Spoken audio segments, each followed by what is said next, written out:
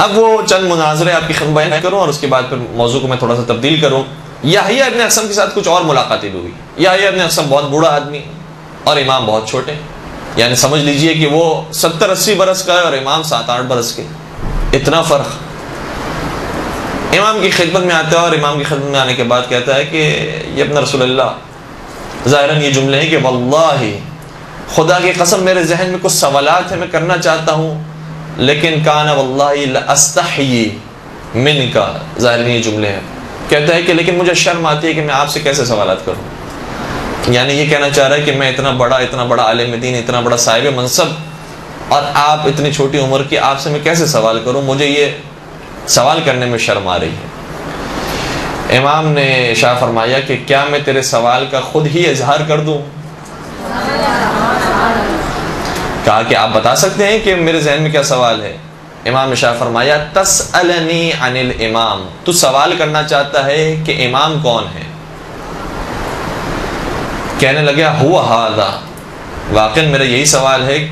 کہ اس زمانے کا امام کون ہے. فرمانے لگے انا ہوا، میں ہی تو وہ امام ہوں. جب یہ جواب سن لیا، اب تعجب کی بات یہ ہے کہ کہنے لگا پھر آپ کی امامت پر دلیل کیا ہے، علامت کیا ہے. یعنی تعجب کی بات یہ ہے کہ دیکھ رہا ہے کہ میرے دل کی بات انہوں نے اپنی زبان پر جاری کر دی ہے، اب اس سے بڑی دلیل کی کیا ضرورت ہے، علامت کی کیا ضرورت ہے. لیکن پھر بھی یہ کہتا ہے کہ آپ بتائیے کہ آپ کے امام ہونے کی کیا دلیل ہے، ما علامت ہو، اس کی علامت کیا ہے.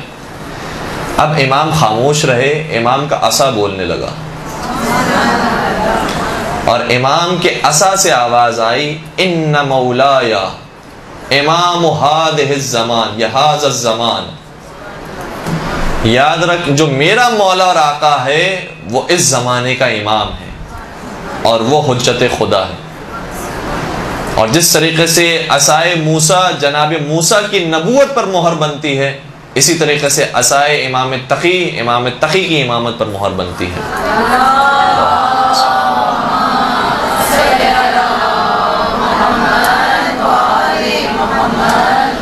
پھر ایک اور گفتگو ہے جو یحییٰ ابن اقسم اور امام کے درمیان ہوئی ہے، اور اس گفتگو کے بعد ہم ایک تھوڑے سے نئے موضوع کی طرف جائیں گے. یحییٰ ابن اقسم جب آتا ہے امام کی خدمت میں تو ایسے سوالات کرتا ہے، اور نہیں معلوم کہ اب یہ اس واقعے سے پہلے کا واقعہ ہے یا اس کے بعد کا واقعہ ہے، اور یہ ثابت کرنے کی کوشش کرتا ہے کہ آپ کو جو آپ یہ کہتے ہیں کہ آپ امام وقت ہیں، آپ کو امامت ملی ہے، تو بظاہر تو روایات سے یہ ثابت نہیں ہوتا. روایتوں کے اندر تو یہ بات موجود ہے کہ جیسے اہل سنت حق پر ہیں. اور پھر خلیفہ اول خلیفہ ثانی کے بارے میں وہ جو روایتیں موجود ہوتی ہیں بیان کرنا شروع کرتا ہے. اب میں آپ کی خدمت میں وہ روایتیں خود کتاب ہی سرچ کر رہا ہوں. کہتا ہے کہ نبی اکرم کی ایک حدیث ہم تک پہنچی ہے کہ نبی اکرم کے اوپر جبرائیل امین نازل ہوئے اور یہ پیغام لے کر نازل ہوئے کہ خدا نے آپ پر سلام بھیجا ہے اور ایک سلام خلیفہ اول کو بھی دیا ہے. اس زمانے میں تو خلیفہ نہیں تھے، لیکن میں بات کو پہنچانے کے لیے آپ تک یہ عرض کر رہا ہوں کہ وہ جو بڑے بزرگ ہیں ان تک یہ پیغام پہنچائے کہ آپ پر بھی پروردگار کا سلام ہو. اور پھر رسول اکرم سے یہ بھی فرمایا کہ اے رسول آپ ان سے سوال کیجئے، سل ابا بکر هل هو عنی راض فانی عنہ راض، آپ ان سے معلوم کیجئے کہ کیا یہ خدا سے راضی ہیں، خدا تو ان سے راضی ہے. اتنا بڑا مقام ان کا کہ خدا ان سے سوال کر رہا ہے کہ کیا آپ خدا سے راضی ہیں، جبکہ خدا آپ سے راضی ہے. یعنی ہم وہ جو مقام سورہ فجر کی آخری آیتوں کے اندر دیکھتے ہیں کہ یا ایتها النفس المطمئنہ ارجعی الی ربک راضیۃ مرضیہ، کہ نفس مطمئنہ اپنے رب کی طرف پلٹا اس حالت میں کہ تو اپنے رب سے راضی ہو، تیرا رب تجھ سے راضی ہو. تو یہ بعد میں جو بعد والی بات ہے وہ پہلے لے کر آگے. خدا تو آپ سے راضی ہے، لیکن کیا آپ بھی خدا سے راضی ہیں؟ یہ ذرا پوچھیے. آپ اس روایت کے بارے میں کیا کہتے ہیں؟ اتنا بڑا مقام تھا ان کا. تو سب سے پہلی بات امام نے واضح کی کہ دیکھو کوئی بھی روایت ہم ایسی دیکھتے ہیں تو سب سے پہلے اسے قرآن کریم کے سامنے رکھتے ہیں. اگر قرآن کریم کے مطابق ہوتی ہے تو اسے قبول کرتے ہیں، ورنہ اسے دیوار پر مارتے ہیں، ورنہ اسے قبول نہیں کرتے. اور جو سنت متواترہ ہے جس کو آپ بھی مانتے ہیں ہم بھی مانتے ہیں، متفقون علیہ ہے، اس پر رہ کر ہم گفتگو کرتے ہیں. اگر اس کے مطابق کوئی روایت ہوتی ہے تو اسے مانتے ہیں، ورنہ قبول نہیں کرتے. اب دیکھیں اس اصول کو کیسے استعمال کیا ہے امام نے، اس میں ذرا ملاحظہ فرمائیے گا. اور پھر امام نے یہ حدیث بیان کی جو صحیح بخاری کی بھی شاید سب سے پہلی حدیث ہے کہ نبی اکرم نے ارشاد فرمایا تھا اپنے وقت آخر کہ میرے جانے کے بعد جھوٹی حدیثیں گھڑنے والے لوگ بہت بڑھ جائیں گے، میرے نام سے جھوٹی روایتیں منسوب کریں گے. فمن کذب علی متعمدا فلیتبوأ مقعدہ من النار. یاد رکھے جس نے میری نسبت سے کوئی جھوٹی حدیث گھڑی تو اس کا ٹھکانہ جہنم میں ہوگا، چاہے وہ کتنا ہی معتبر شخص ہو، کتنا ہی ظاہری طور پر پاک و پاکیزہ ہو، اس کا ٹھکانہ جہنم میں ہوگا جس نے میری طرف سے کوئی جھوٹی حدیث کو گھڑا ہے. امام نے اس سوال کو سننے کے بعد قرآن کریم کی ایک آیت پیش کی کہ قرآن کریم یہ کہہ رہا ہے، خدا خود قرآن کریم میں کہہ رہا ہے کہ نحن اقرب الیہ من حبل الورید، ہم تمہاری شہرت سے زیادہ نزدیک ہیں اور تمہارے حالات کو تم سے زیادہ جانتے ہیں. وہ خدا جو ہماری شہرت سے نزدیک اور ہمارے حالات سے زیادہ جانتا ہو، وہ خدا پوچھے گا رسول اکرم کے ذریعے کہ ان سے معلوم کرو کہ کیا یہ ہم سے راضی ہیں یا راضی نہیں ہیں. وہ خدا تو پہلے ہی جانتا ہے. بندے کا معاملہ ہے کہ بندہ اس سے راضی ہے راضی نہیں ہے.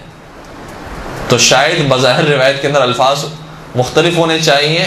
لیکن آپ تک جو روایت پہنچی ہے وہ نادرست ہے.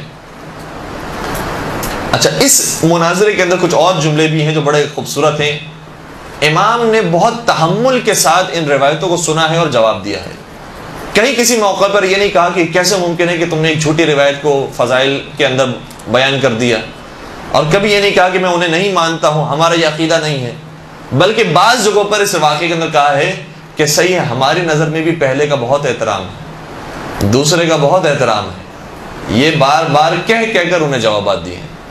تاکہ وہ علمی طور پر قائل ہو سکیں، دلیل سے قائل ہو سکیں کہ جن روایتوں کو آپ مان کر ان کو یہ ثابت کر رہے ہیں کہ وہ بڑے محترم تھے، وہ روایتیں ہی صحیح نہیں ہیں. پھر انہوں نے کہا کہ ایک اور روایت بھی ہے نبی اکرم کی کہ ارشاد فرمایا ان مثل ابی بکر و عمر فی الارض کمثل جبرائیل و میکائیل فی السماء، کہ پہلے اور دوسرے کی زمین میں مثال ایسی ہے کہ جیسے جناب جبرائیل اور جناب میکائیل کی مثال آسمانوں میں ہے. ارشاد فرمایا امام نے کہ یہ کیسے ممکن ہے، جبرائیل اور میکائیل جب سے پیدا ہوئے معصوم ہیں، وہ آسمانوں پر ہیں، حکم خدا کی کبھی نافرمانی نہیں کی انہوں نے، سب سے بڑے مقرب فرشتے ہیں جن کی زندگی کا کبھی کوئی ایک لمحہ نافرمانی میں نہیں گزرا، اور جن دو کی تم بات کرتے ہو ان کی زندگی کا آدھا حصہ تو شرک میں گزرا ہے. تو یہ کیسے برابر ہو سکتے ہیں جبرائیل و میکائیل کے؟ پھر کہنے لگا کہ ایک اور روایت میں یہ آیا ہے کہ یہ دونوں ایسے ہیں کہ انہما سیدہ کہول اہل الجنہ، کہ جب یہ جنت میں جائیں گے تو یہ بوڑھوں کے سردار ہوں گے. تو پھر امام نے وہی جواب جو آپ نے سنا بھی ہے کہ جنت میں کوئی بوڑھا جائے گا تو یہ سردار بنیں گے، جنت میں جو جائے گا وہ جوان ہوگا. لہٰذا یہ روایت کبھی بھی امام کی طرف سے نہیں آئی، پیغمبر کی طرف سے نہیں آئی ہے کہ بوڑھوں کے سردار ان کو بنایا گیا ہے. اور یاد رکھو یہ روایت وہ ہے کہ جو بنی امیہ نے گھڑی تھی، یہ باقاعدہ بیان کیا. بیان کرنے کی وجہ کیا تھی؟ کیونکہ اب جو مقابلہ ہو رہا ہے اور جس دربار میں ہے وہ بنی امیہ کا نہیں ہے، وہ بنی عباس کا ہے. لہٰذا بنی امیہ کی جتنی حقیقت ہے وہ بیان کر سکتے ہیں. بنی عباس کا دربار ہے، بنی امیہ کے مخالفین کا دربار ہے، لہٰذا اس دربار میں بنی امیہ کے بارے میں جتنی حقیقت ہے وہ بیان کر سکتے تھے. لہٰذا کہا کہ یہ بنی امیہ کے زمانے میں کام کیا گیا ہے. اور میں آپ کی خدمت میں اگر موقع ملا تو اس واقعے کو بھی عرض کروں گا کہ بنی امیہ نے کس طریقے سے کام کیا. پھر کہا کہ ایک اور روایت ہے کہ ان عمر ابن الخطاب سراج اہل الجنہ، کہ ان کے بارے میں یہ کہا گیا کہ جنت کے اندر جو چراغ ہوں گے وہ یہ ہوں گے، ان سے روشنی ساطع ہوگی. تو امام نے شاہ فرمایا جنت کے اندر صرف یہ نہیں ہوں گے، اگر یہ ہوں گے بھی تو بھی انبیاء کرام پہلے ہوں گے، اولیاء کرام موجود ہوں گے، فرشتے ہوں گے، ان میں سے کسی کے بھی چراغ سے کوئی روشنی نہیں ہوگی اور ان کے چراغ سے روشنی جاری ہوگی. یہ تو عجیب بات ہے. تو یہ تو ایسا ہو گیا کہ پھر انبیاء سے بھی آپ نے ان کو افضل قرار دے دیا، جو آج کل خود ہمارے اوپر جو اعتراض کیا جا رہا ہے. تو یہ اس روایت سے خود اہل سنت کے اوپر اعتراض ہوتا ہے کہ انبیاء سے بھی آپ نے زیادہ فوقیت دے دی ہے ان کو کہ جنت میں جو چراغ ہوں گے وہ یہ ہوں گے۔ پھر ایک اور روایت انہوں نے بیان کی کہ نبی اکرم نے شاہ فرمایا ان السکینۃ تنطق علی لسان عمر، کہ جب یہ بات کرتے ہیں تو ان کی زبان سے سکون اور اطمینان جاری ہوتا ہے، اور ان کی باتیں سننے کے بعد انسان سارے جوابات کو لے لیتا ہے اور قانع ہو جاتا ہے، پھر کوئی سوال ذہن میں نہیں رہتا۔ پھر امام نے شاہ فرمایا اگر تم یہ کہتے ہو کہ واقعاً یہ کوئی حقیقت رکھتی ہے تو ان سے زیادہ افضل تو تمہاری نگاہ میں وہ پہلے تھے، دوسرے کے مقابلے میں پہلے تمہاری نگاہ میں افضل ہیں، جبکہ وہ پہلا جب ممبر پر آیا تو ممبر پر آنے کے بعد یہ کہتا ہے کہ ان لی شیطانا یعترینی فاذا ملت فسددونی، وہ ممبر پر آنے کے بعد یہ کہنے لگا تھا کہ میرے ساتھ ہمیشہ شیطان ہوتا ہے، اگر میں کوئی غلط بات بیان کر دوں تو میری اصلاح کر دیا کرو۔ تو جو افضل ہے وہ آنے کے بعد یہ کہے کہ میرے ساتھ شیطان ہوتا ہے اور مجھ سے غلطیاں ہو جاتی ہیں، میری زبان سے غلط باتیں نکل جاتی ہیں، اور دوسرا ایسی باتیں کہیں کہ اس کے جوابات سننے کے بعد انسان کو اطمینان ہو جائے، یہ کیسے ممکن ہے؟ پھر کہا کہ نبی اکرم کی ایک اور حدیث بھی ہے کہ لو لم ابعث لبعث عمر، اگر مجھے نبی نہیں بنایا گیا ہوتا تو ان کو نبی بنایا جاتا۔ تو پھر امام نے ارشاد فرمایا کہ قرآن کریم کی آیت ہے وَإِذْ أَخَذْنَا مِنَ النَّبِيِّينَ مِيثَاقَهُمْ وَمِنْكَ وَمِنْ نُوحٍ، کہ اے نبی اس وقت کو یاد کرو کہ جب نبیوں سے عہد لیا جا رہا تھا نبوت کے بارے میں، اور جناب نوح علیہ السلام سے بھی عہد لیا گیا اور تم سے بھی عہد لیا گیا، تو اس کا مطلب یہ تو یہ ہوا کہ نبی پہلے ہی سے نبی ہو کر آتا ہے، نبی سے پہلے ہی سے میثاق لیا گیا ہے، وعدہ نبوت لیا گیا ہے۔ تو یہ کیسے کہا جا سکتا ہے کہ پہلے ہی سے جو نبی طے شدہ ہوں وہ یہاں پر جب آئیں تو پھر یہ کہا جائے کہ اگر میں نبی نہیں ہوتا تو یہ نبی ہوتے؟ تو یہ نبی تو پہلے ہی سے طے شدہ تھے، اس لیے کسی اور کے بارے میں یہ کہنا کہ انہیں نبوت مل جاتی یہ ممکن ہی نہیں ہے۔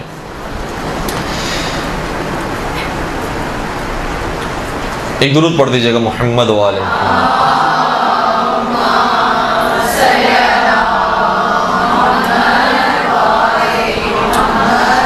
کیا پھر ایک اور نبی اکرم کی حدیث ہے کہ نبی نے شاہ فرمایا ما احتبس عنی الوحی قط الا ظننته قد نزل على آل الخطاب، کبھی کبھار وحی مجھ پر نازل ہوتی تھی لیکن منقطع ہو جاتی تھی، اور ایک طویل عرصے تک وحی نازل نہیں ہوتی تھی، تو میں یہ سوچا کر نبی اکرم کے بارے میں نعوذ باللہ یہ کہا جا رہا ہے کہ نبی اکرم ہمیشہ فرماتے ہیں میں سوچتا تھا کہ شاید یہ وحی مجھ پر نازل نہیں ہو رہی ہے بلکہ اس دوسرے پر نازل ہونا شروع ہو گئی۔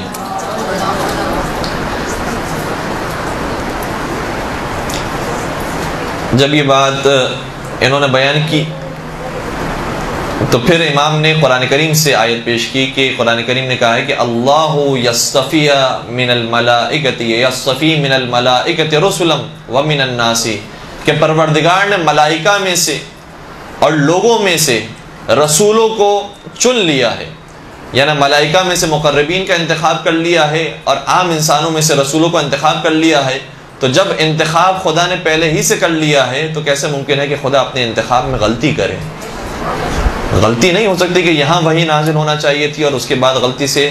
دوسری جگہ وحی نازل ہونا شروع ہو جائے۔ پھر کہا کہ ایک اور حدیث نبی اکرم صلی اللہ علیہ وسلم تک پہنچی ہے کہ لو نزل العذاب لما نجا منہ الا عمر، اگر عذاب نازل ہو جائے تو کوئی نجات نہیں پا سکتا سوائے اس کے، اور شاید الٹی ہونی چاہیے تھی حدیث کہ سب نجات پا سکتے ہیں۔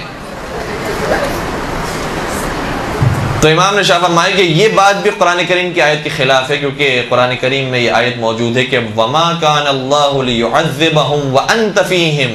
کہ خدا کبھی عذاب نازل کر ہی نہیں سکتا جب تک اے رسول آپ ان کے درمیان موجود ہیں۔ وَمَا كَانَ اللَّهُ مُعَذِّبَهُمْ وَهُمْ يَسْتَغْفِرُونَ، اور خدا کبھی عذاب نازل ہی نہیں کر سکتا جب تک یہ لوگ استغفار کر رہے ہیں۔ تو جب تک نبی موجود تھے اور نبی اپنی زبان سے جملے جاری کریں تو یہ تو قرآن کی آیت کے خلاف ہے کہ نبی کی موجودگی میں جب عذاب آ ہی نہیں سکتا تو کیسے نبی ارشاد فرما سکتے ہیں کہ اگر عذاب آ جائے تو سب ہلاک ہو جائیں گے سوائے ان کے؟ یہ ممکن ہی نہیں ہے۔ اب اس کے اندر چند ایک نقطے ہیں اس کو بیان کریں اور پھر ہم اس موضوع کو مزید آگے بڑھائیں کہ دیکھیں امام نے ان کے ایک ایک سوال کو سنا اور بڑے تحمل کے ساتھ جواب دیا، اور اکثر کا جواب آپ نے دیکھا کہ قرآن کریم کی آیت سے دیا۔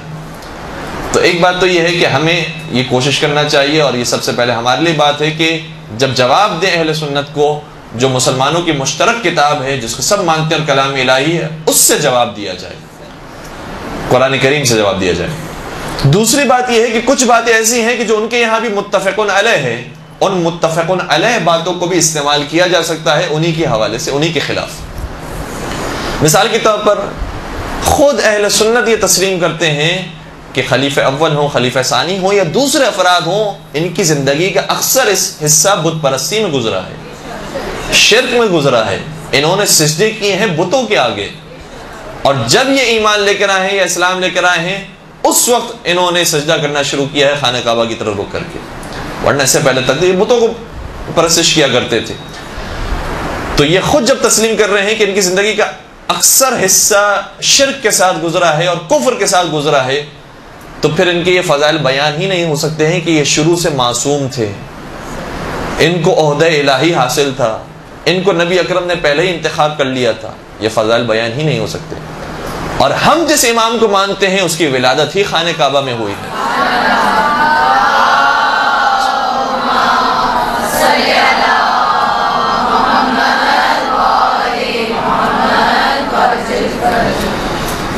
تو ہمارے امام میں الحمدللہ جو پوری تاریخ بیان ہوئی ہے، اور اہل سنت نے بھی اس کو نقل کیا ہے اور تسلیم کرتے ہیں، اب اس دفعہ خود ٹیلی ویژن پر بھی یہ بات آئی اور اعتراف کیا کہ ہمارے یہاں بھی یہ متفقون علیہ بات ہے کہ مولا کائنات وہ واحد انسان ہے جن کی ولادت خانہ کعبہ میں ہوئی ہے، اور انہوں نے کبھی اپنے سر کو نہیں جھکایا ہے اور کبھی سجدہ نہیں کیا ہے سوائے حقیقی معبود کے، بتوں کے سامنے کبھی سجدہ نہیں کیا ہے۔ تو یہ فضائل ائمہ کے بارے میں تو بیان ہو سکتے ہیں، مولا کائنات کے بارے میں تو بیان ہو سکتے ہیں، لیکن اور کسی شخصیت کے بارے میں بیان نہیں ہو سکتے، چاہے کوئی خلافت کو بعد میں حاصل کر لے، چاہے کوئی صحابیت کے درجے کو اپنے کاندھوں پر سجا لے، صحیح ہے کہ اگر اہل کردار ہیں تو وہ اپنے مقام پر اہمیت رکھتے ہیں، لیکن اس سے وہ شان ان کی پیدا نہیں ہو سکتی کہ جو ان کی سابقہ زندگی تھی ان کو ہم صحیح شمار کریں، جبکہ وہ خود اس بات کے قائل تھے کہ ہم نے زندگی کا اکثر حصہ شرک کے ساتھ گزارا ہے۔ ایک درود پڑھ دیجئے محمد و آل محمد۔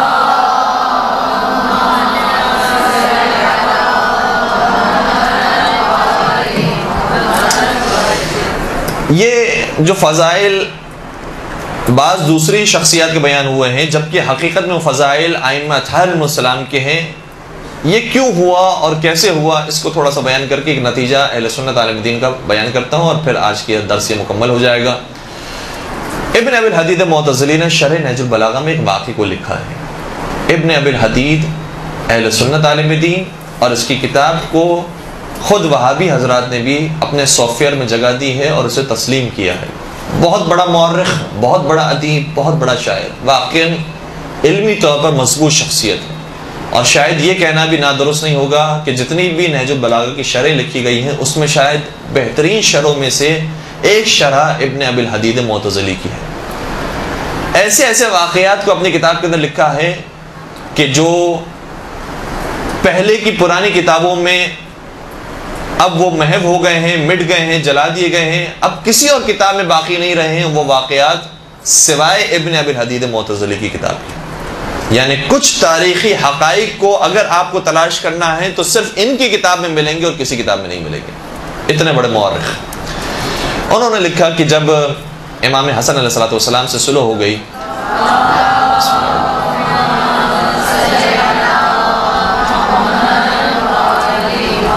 اور حاکم شام کو خلافت حاصل ہو گئی اور حکومت حاصل ہو گئی، تو حاکم شام نے اب یہ کام کیا کہ اپنے سارے گورنروں کو خط لکھا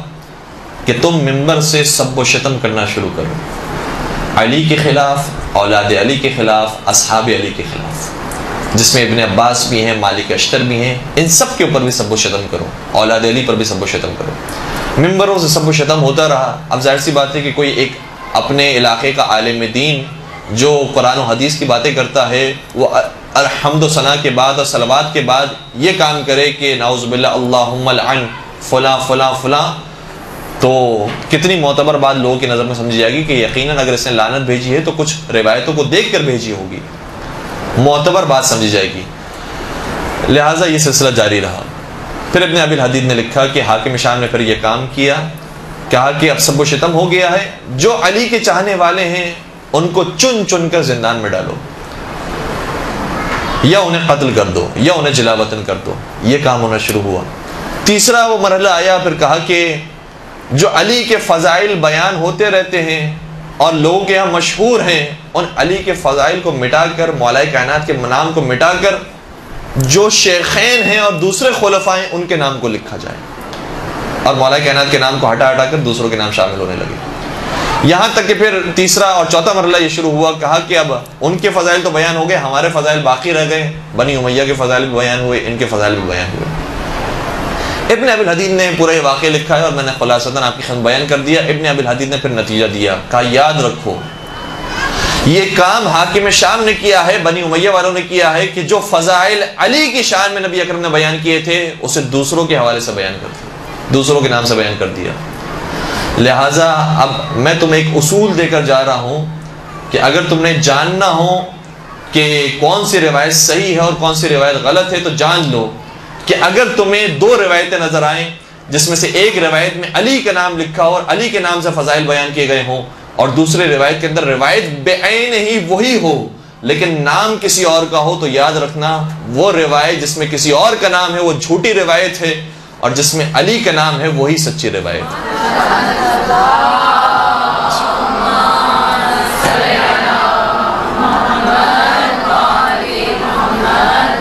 اس پروردگار سے دعا کرتے ہیں کہ ہمیں زندگی اور موت کے وقت محمد